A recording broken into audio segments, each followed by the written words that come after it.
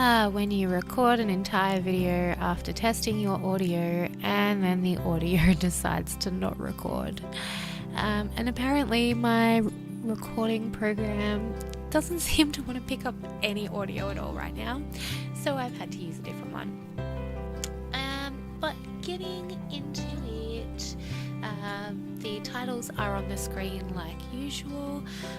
Remember, if you're new or you haven't already, to hit that subscribe button, and if you like this video, please hit that like button. And I'll just get into it with, will I be the a-hole for getting my dog certified as an ESA even though I don't need any emotional support?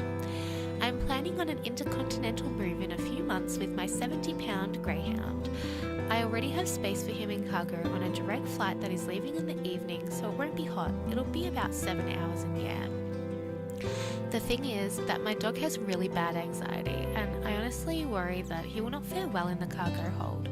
I read about another greyhound that was flying and got rhabdomyolysis and almost died, not to mention all the dogs that do die on flights every year. I'm really nervous about something happening to him, even though I've tried to plan as best I can. I'm thinking about getting an ESA certification from a therapist. I was diagnosed with anxiety and OCD a long time ago, but I really don't think I'm any worse than the average person. I definitely don't need an ESA to fly, but I'm concerned about the safety of my dog. I suppose I should note that he is well behaved, he doesn't bark, wouldn't pee on the floor, and he's mostly afraid of people. If I do it, my plan would be maybe buy a second seat so the dog has more room, and maybe my plan would be to maybe buy a second seat so the dog has more room and wouldn't be in anyone's way. Or does that make me even more of an a-hole? Thanks! Wow, yeah, you are an a-hole. Like, that is just... Not to mention an ESA is the wrong classification to even have an animal on a plane. But you admit yourself you don't need the dog on the plane, so don't have it in the plane. You say he's mostly afraid of people. How do you think an afraid dog is going to react on a cramped plane for 7 hours in the air? Probably not very good. Those are the situations where animals will bite. Even your friendly, happy puppy will bite if put in a specific situation. All animals will attack when cornered or when they feel that they're cornered. Now, an ESA does not entitle you to take your animal anywhere that pets are not allowed to go. A service animal is allowed to go where pets aren't allowed to go. That includes planes. ESA is not to go on a plane with you. Do not do this, you are an a-hole. Am I the a-hole for expecting to eat my own leftovers? Sorry for formatting, I'm on mobile. So yesterday I brought food and it had it delivered to my house after work, which came to about $20. I didn't finish the food and came home after work today to go and eat it, and there was about a single bite left. I figured out my parents were the ones who ate it, and they say that since they pay for most of my stuff, since I'm in my first year of college and just turned 18, I'm still dependent on them. They pay for at least 50% of my yearly expenses. They can and do claim me as a dependent on their taxes and get a tax break for this. They say that I shouldn't be upset for having this happen to me. I told them that it really isn't fair since they make literally thousands of dollars a week more than I do, and I always try to help pay for as much as I can relating to school and my car and phone, $200 or more a month. And recently they borrowed approximately $250 from me to pay part of their taxes.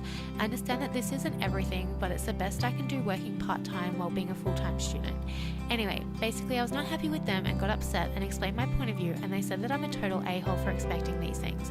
Am I the a-hole? Not really. I mean, you've gone out and work and, they didn't ask you if they could have it. Like, I'd hope that you do contribute to household food as well, so that it's just not them paying for it all. But special things that you get for yourself as a once-off, you should be allowed to eat all of. Will I be the a-hole if I stop texting a guy I've never met? I met a guy on Tinder about a month ago and we began texting each other. We've never really talked about anything too deep. He suggested going out on a date, but I honestly didn't feel a spark or connection, so I declined his invitation and told him how I felt. He agreed to just be friends, and since we've only had normal conversations about school and games, this is not any different from what we talked about before he asked me out on a date.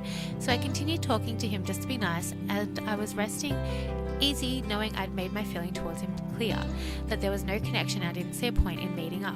He has recently asked to hang out again, but just as friends. I still don't really feel like doing that, so I've been dodging his invitation and only responding to texts unrelated to meeting up. I was hoping he'd just get the hint and stop, but I guess some people are really that clueless.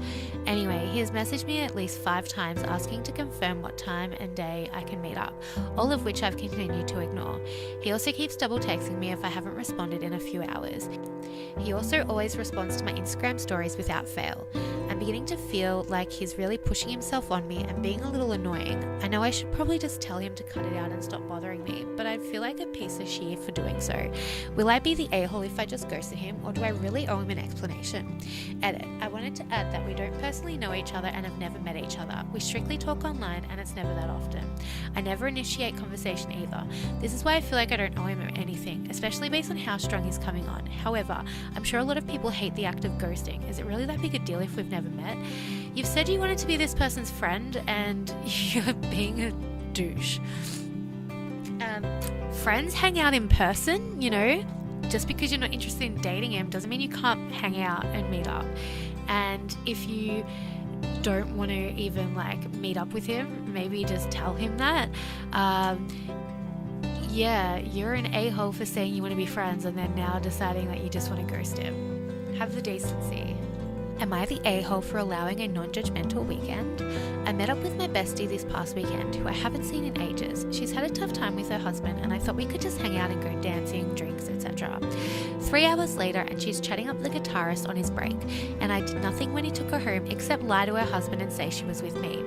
A. Should I have stopped this deal knowing that she was drunk and really unhappy?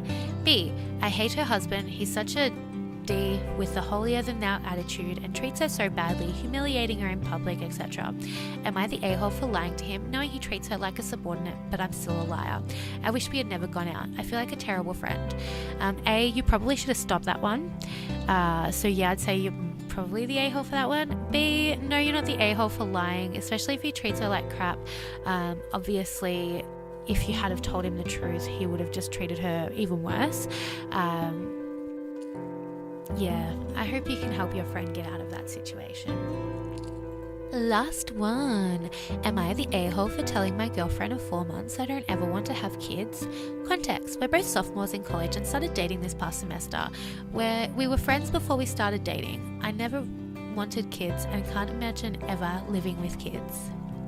TLDR, my girlfriend asked me how many kids I want to have. I told her I never want to have kids. She got angry and told me I had wasted her time. My girlfriend were lounging in my dorm waiting to get out later that night. I was playing video games and she was on her phone with her head in my lap. We were kind of having a light conversation about random stuff like summer plans. I was pretty into my game and she was equally interested in her phone. All of a sudden she lets out a squeal and says that a grad student couple we're both friends with were expecting their first child. I said cool and went back to playing.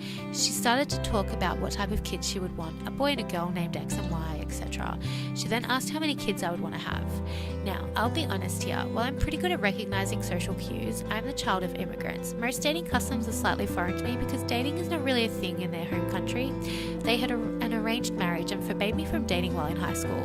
I probably should have recognized the conversation was no longer blithe, and in retrospect, I would have approached the answer more carefully. But instead I just nonchalantly said, I don't think I'll ever have or want kids. She kind of huffed and asked, are you serious? Yet another warning sign I missed, because I replied, yeah, it's a lot of work and doesn't really align with my goals. She flipped and started yelling that I should have been upfront with her and that I need to reconsider my morals.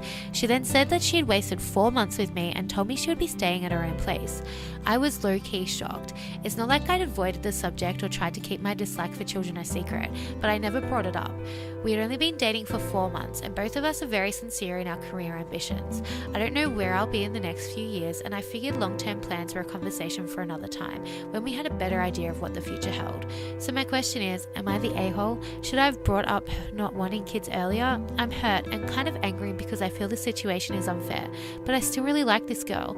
Should I just suck it up and apologize? I know I'll never want children, so if I do apologize, what do I say? No, you're not the a-hole. 4 months into a relationship is actually a completely reasonable time to discuss children.